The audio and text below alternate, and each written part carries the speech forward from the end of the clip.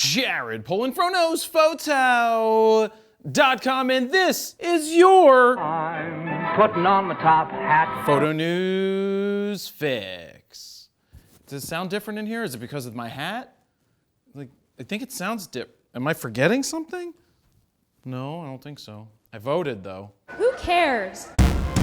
This fix is brought to you by Squarespace. I've been using Squarespace for JaredPolin.com for 10 years now, and just last month, I personally built 2 new sites with it, Fund a Photographer and BerniePhotobook.com. And guess what? I don't know coding. I still don't know coding, and I'll never know coding. The sites were super easy to build, edit, and launch. Head on over to squarespace.com/FroKnowsPhoto to get your 14-day free trial. If you decide that it's for you, use the code FroKnowsPhoto at checkout to get 10% off your first order.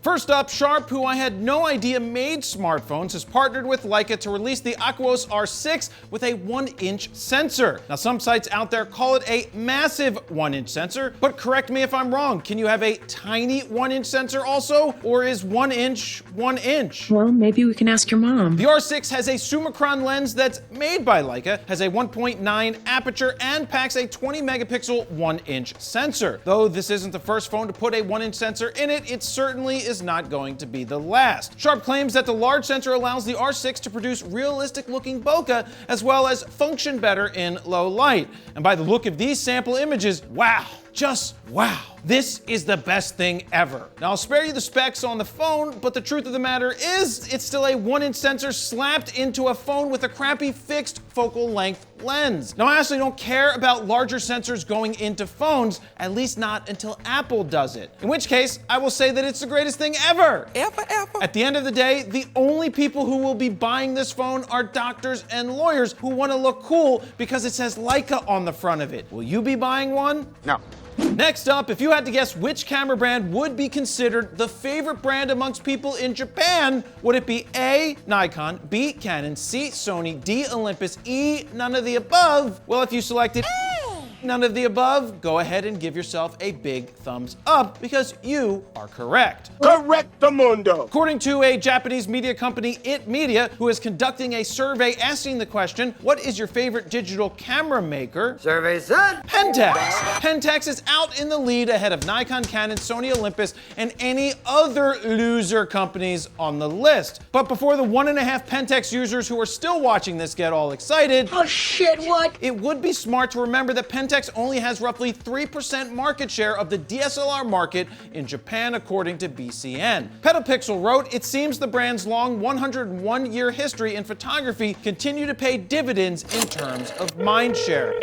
Hello, is this Chick-fil-A? How may I help the next guest, please? Hey, Chick-fil-A, I'd like to order a 12-piece nugget combo. Oh, how will I pay for that? Do you take Pentax mindshare? What am I supposed to do with that? The moral of the story? I don't know, actually. I just wanted to bust some Pentax balls. Hey, we worked really hard to get this theoretical money. Next up, DXoMark is back with another sensor score, this time for the Nikon Z6 II. The Z62 scored a whopping 94, which is basically the same score that the original Z6 scored. It's also a similar score to the Panasonic S1 and Sony's A7C, but it's way behind the Canon EOS R6, which scored a very large 90. What? 90 is better than 94 because it's a round number.